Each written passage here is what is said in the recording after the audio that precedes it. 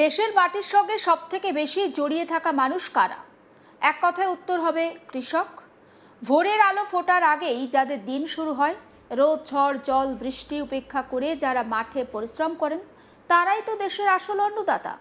কৃষকদের ঘাম ঝরানো পরিশ্রমের ফলেই তো প্রত্যেক দিন কোটি কোটি মানুষ থালায় খাবার তারা পৌঁছায় বা কোটি কোটি মানুষের থালায় খাবার পৌঁছায়। তাই কৃষকদের আর্থিক নিরাপত্তা এবং উন্নয়নের জন্য কেন্দ্রীয় সরকার সময় মতো একাধিক প্রকল্প চালু করেছে। আর সেই সমস্ত প্রকল্পের মধ্যে অন্যতম জনপ্রিয় একটি স্কিম হলো প্রধানমন্ত্রী কিষাণ সম্মান নিধি যোজনা বা সংক্ষেপে পিএম কিষাণ। এই প্রকল্পের মাধ্যমে দেশের কোটি কোটি কৃষক প্রত্যেক বছর সরাসরি আর্থিক সহায়তা পান কেন্দ্রীয় সরকারের কাছ থেকে। কৃষকদের হাতে নগদ অর্থ তুলে দিয়ে চাষের খরচ বাবদ কিছুটা হলেও অন্তত কমানোর চেষ্টা করা হয় এই প্রকল্পের মাধ্যমে। সার, বীজ, কীটনাশক, সেচ সব মিলিয়ে বর্তমানে কৃষিকাজের খরচ অনেকটাই বেড়েছে। আর ঠিক এই পরিস্থিতিতে ছোট প্রান্তিক কৃষকদের পাশে দাঁড়াতে চালু করা হয়েছিল কেন্দ্রীয় এই প্রকল্প। 2018 সালের 1 ডিসেম্বর প্রধানমন্ত্রী কিষাণ সম্মান নিধি যোজনার সূচনা করে কেন্দ্রীয় সরকার। এরপর ধাপে ধাপে দেশের বিভিন্ন প্রান্তে কৃষকদের এই প্রকল্পের আওতার মধ্যে নিয়ে আসা হয়। বর্তমানে দেশের বহু কৃষক এই স্কিমের সুবিধা পাচ্ছেন। কেন্দ্রীয় সরকারের তরফে সরাসরি কৃষকদের ব্যাংক অ্যাকাউন্টে টাকা পাঠানো হয়, ফলে কোনো মধ্যস্থতাকারীর প্রয়োজন পড়ে না, আর কৃষকরাও সহজে সেই টাকা হাতে পেয়ে যান। এই ধরনের প্রকল্পের অধীনে বছরে মোট 6,000 কোটি টাকা আর্থিক সহায়তা দেওয়া হয়। একেবারে পুরো টাকাটা দেওয়া হয় না, বছরে 3টি কিস্তিতে সেই অর্থ কৃষকদের ব্যাংক অ্যাকাউন্টে পড়ে।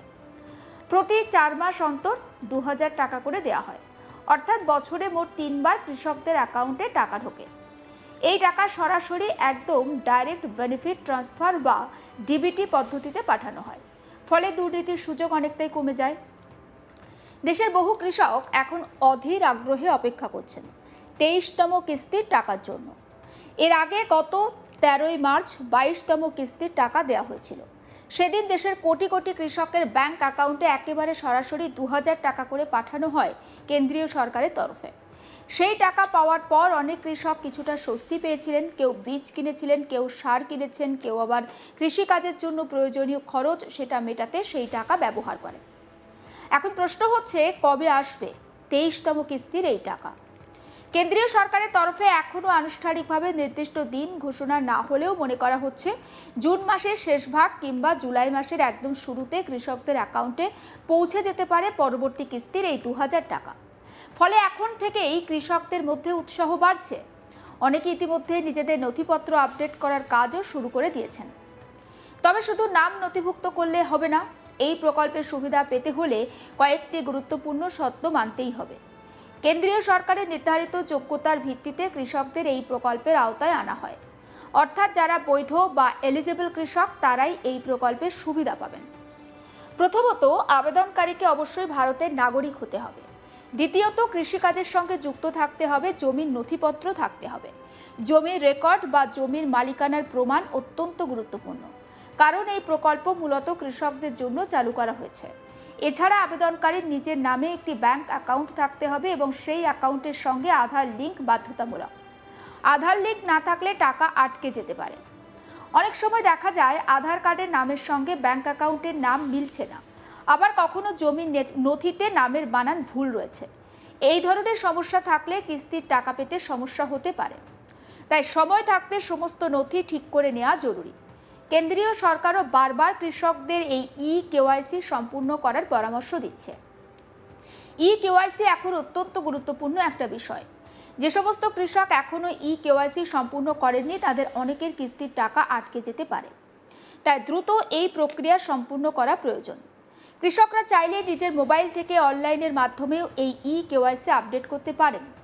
আবার নিকটবর্তী কোনো কমন সার্ভিস সেন্টার বা সিএসসিতেও গিয়ে তারা এই কাজটা করতে পারেন।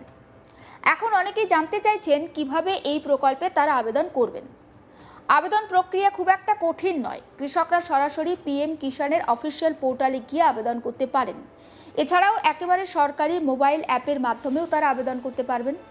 যাদের অনলাইনে আবেদন করতে সমস্যা তারা স্থানীয় কমন সার্ভিস সেন্টার বা কৃষি দপ্তরের সাহায্য নিতে পারেন।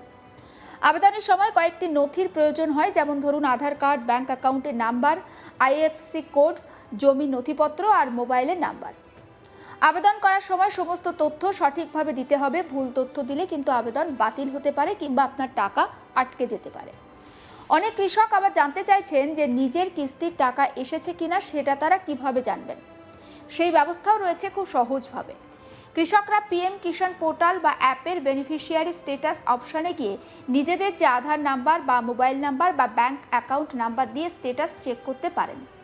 সেখানে দেখা যাবে কিস্তির টাকা পাঠানো হয়েছে, কোন ব্যাংক অ্যাকাউন্টে গিয়েছে কিংবা কোনো সমস্যা হয়েছে কিনা। বর্তমানে ডিজিটাল ব্যবস্থার মাধ্যমে কৃষকদের জন্য অনেক কাজই সহজ হয়েছে। আগে সরকারি সুবিধা পেতে দপ্তরে দপ্তরে ঘুরতে হতো, এখন মোবাইল ফোন থেকেই অনেক পরিষেবা পাওয়া যাচ্ছে। প্রধানমন্ত্রী কিষাণ সম্মান নিধি প্রকল্প সেই ডিজিটাল ব্যবস্থার একটি বড় উদাহরণ। বিশেষজ্ঞদের মতে এই প্রকল্প কৃষকদের আর্থিকভাবে কিছুটা হলেও সাহায্য করেছে। যদিও বছরে ৬,০০০ টাকা খুব একটা বড় অঙ্ক নয়, তবুও ছোট আর প্রান্তিক কৃষকদের জন্য এই অর্থ অত্যন্ত তাৎপর্যপূর্ণ। বিশেষ করে বীজ, সার কিংবা চাষের প্রাথমিক খরচ মেটাতে এই টাকা কাজে লাগে। অনেক কৃষক জানিয়েছেন নিয়মিত কিস্তির টাকা পাওয়ায় তাদের অনেকটা সুবিধা হচ্ছে। গ্রামের অর্থনীতির ক্ষেত্রে এই প্রকল্পের একটা ইতিবাচক প্রভাব রয়েছে। কৃষকদের হাতে টাকা এলে স্থানীয় বাজারেও তার প্রভাব পড়ে। কৃষকরা কৃষি সরঞ্জাম কেনেন, বীজ কেনেন, দোকানে তারা টাকা খরচ করেন। ফলে গ্রামীণ অর্থনীতির চাকা সচল থাকে। তবে এই প্রকল্প নিয়ে মাঝে মধ্যে কিছুটা অভিযোগও সামনে আসে। অনেক কৃষক আবার অভিযোগ করেন তারা যোগ্য হওয়া সত্ত্বেও টাকা পাচ্ছেন না। আবার কেউ কেউ জানান কিস্তির টাকা মাঝপথে বন্ধ হয়ে গিয়েছে।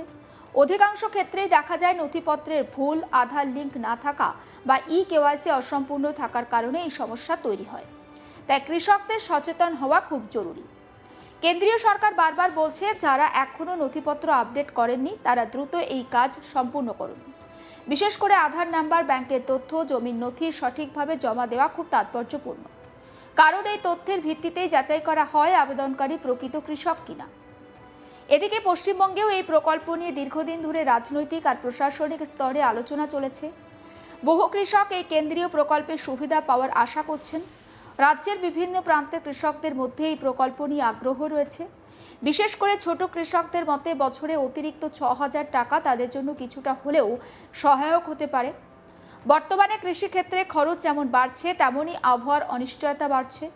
কখনো অতিবৃষ্টি, কখনো খরা, আবার কখনো ঘূর্ণিঝড়। নানা সমস্যার মুখোমুখি হতে হচ্ছে কৃষকদের। এই পরিস্থিতিতে সরকারি আর্থিক সহায়তা কৃষকদের কাছে গুরুত্বপূর্ণ হয়ে উঠেছে। প্রধানমন্ত্রী কিষাণ সম্মান নিধি প্রকল্প এই কারণেই এতটা বেশি আলোচনায় থাকে। কৃষকদের জন্য এই প্রকল্প শুধু একটি প্রকল্প নয়, কেন্দ্রীয় সরকারের আর একটা স্কিমও রয়েছে, ফসল বীমা যোজনা। সমস্ত আপডেট পৌঁছে দেবো আপনাদের কাছে, তার জন্য নজর রাখুন আজ তক বাংলায়। সাবস্ক্রাইব করতে ভুলবেন না।